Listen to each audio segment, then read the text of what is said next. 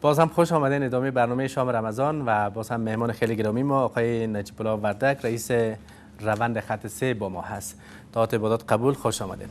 بخیر باشین. تشکر. من هم سلامای خدا خدمت تمام بیننده های تلویزیون شما و مردم افغانستان تقدیم میکنم. سپاسگزار هستم. پیش از اینکه بریم سر روند گپ بزنیم، چون ماه مبارک رمضان است و هر کی که یک نهاد ساخته و هر کی که بیشتر تلاش میکنن در ماه رمضان به خاطر دستگیری به فقرا و به مساکین بیشتر، و چه خوب است که شما هم یاد بکنین که پلان های اصلی و اساسی شما در ماه مبارک رمضان چی خواهد بود.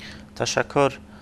ما هم خوشبختانه به 27 رمضان برنامه توزیع مواد داریم بر فقرا.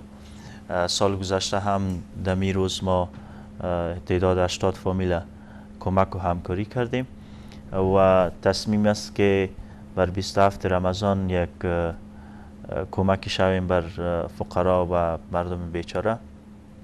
انشالله تصمیم داریم دیگه. بسیار خوب. از روند خط 3 بگوین که خط مشتان چی هست، چی کارهای تا فعلا انجام دادین و چقدر کار شما مؤثر در جامعه به خصوص با جوانان که همیشه سر کار داشتین و بیشتر جوانان هم نقش اصلی و اساسی را در این روند دارن بوده و هست.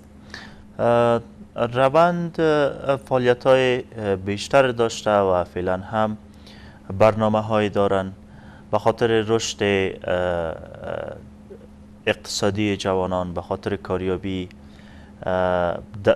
دوره فلوشیپ بر محصلین و بیشتر فعالیت های ما در پروسه صلح دائمی بوده.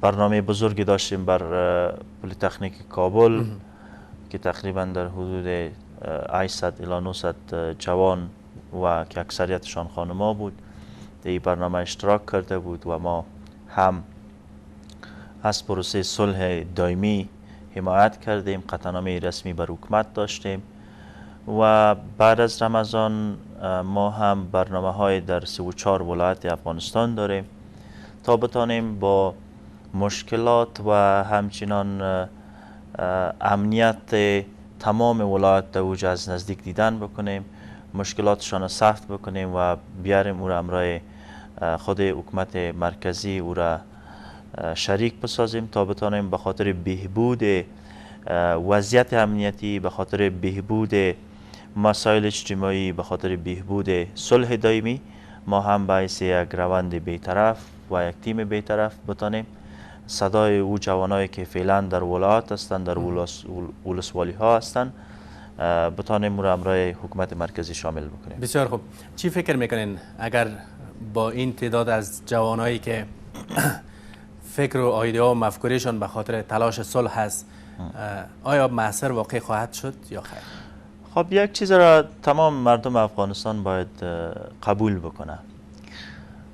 صلح یک نیاز است و صلح یک ضرورت است و هر فرد از این مملکت خسته شد از جنگ و صلح میخواهد و به خاطر صلح باید همه ما شما به دست هم دهیم تا صلح دائمی بیاید.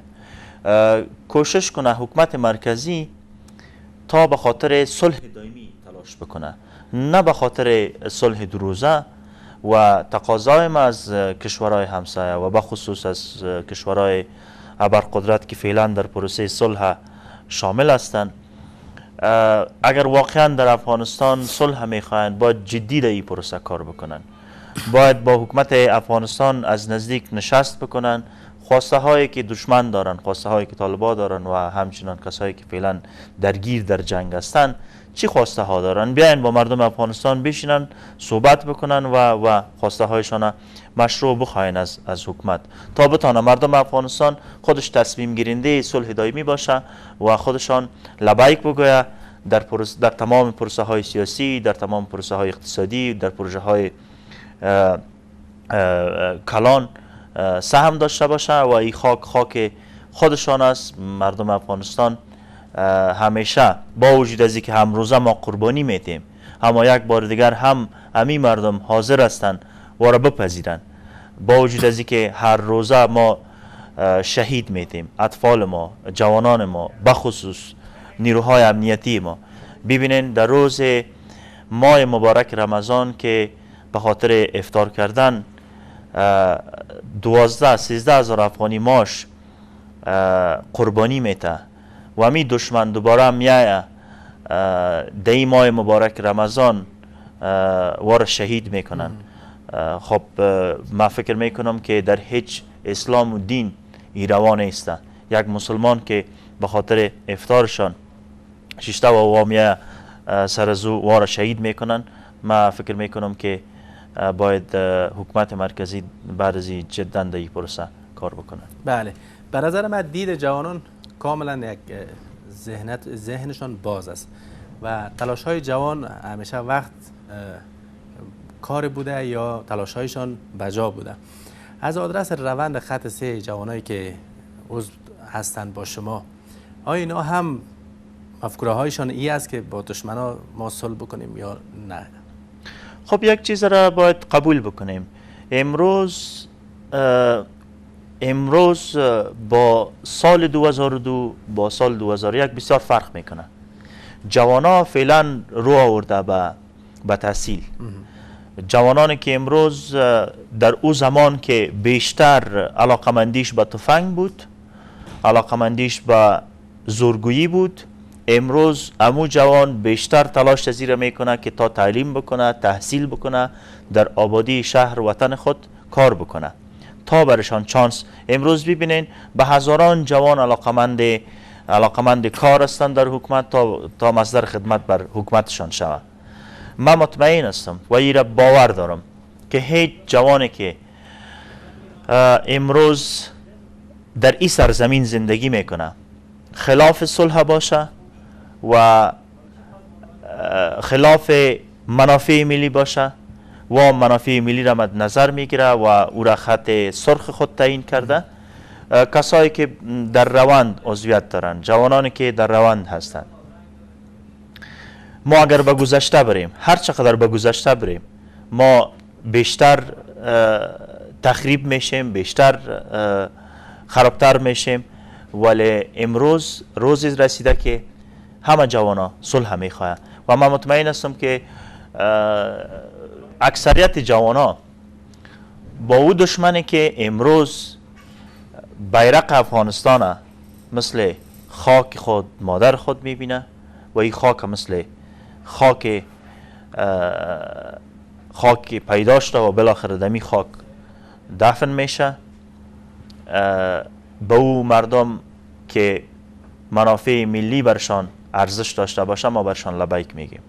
اما به او کسی که غلام پاکستان است، غلام ایران است و کشورهای همسایه هستند، به او هیچ وقت تسلیم نمیشیم. مبارزه خود دوام میتیم و تا روزی که شاهد صلح دائمی بر کسایی که بعد از ما میایه حداقل و صلح داشته باشند. ما 30 سال 40 سال در جنگ هستیم. اگر این را ما قبول میکنیم یا نمیکنیم ولی ما در جنگ هستیم. امروز کشورهایی که 2 دهه 3 دهه در او جنگ شده، اما امروز در ردیف کشورهای اقتصادی که دوم و چهارم و پنجم قرار دارن قرار گرفتن. دبی، امارات جای هستن که بجز از ریگ و دیگه چیزی ندارن، اما امروز ببینین که تمام جهان در اوج سرمایه گذاری کردن و تجارت میکنن. افغانستان 40 سال در جنگ است.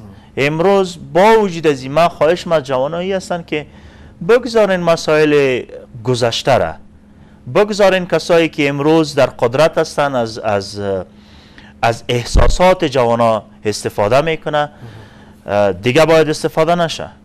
دیگه امی جوان باید فکر بکنه که آینده از این مملکت به دست ما و شماست و ما به خاطر بهبود و به خاطر یک تاریخ خوب بر گذشته های خود بگذاریم، باید کار بکنیم.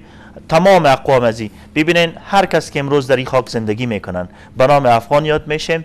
اگر قوم پشتون هستیم، تاجک هستیم، ازبک هستیم، هزاره هستیم، ایماق هستیم، از یک خاک افغانستان هستیم، از یک وطن هستیم، همه ما و شما مسلمان هستیم شکر و به خاطر آبادی کشور باید کار بکنیم تا یک روز شب ما هم افغانستان، بیرق افغانستان در ردیف کشورهای اقتصادی ببینیم و افتخار بکنیم که من از این مملکت هستم و از این خاک هستم. بله، خیلی صحبت‌های عالی. فعلا هم وقت کوتاه داریم، دوباره برمیگردیم. باز هم با ما همراه باشین در برنامه شام رمضان.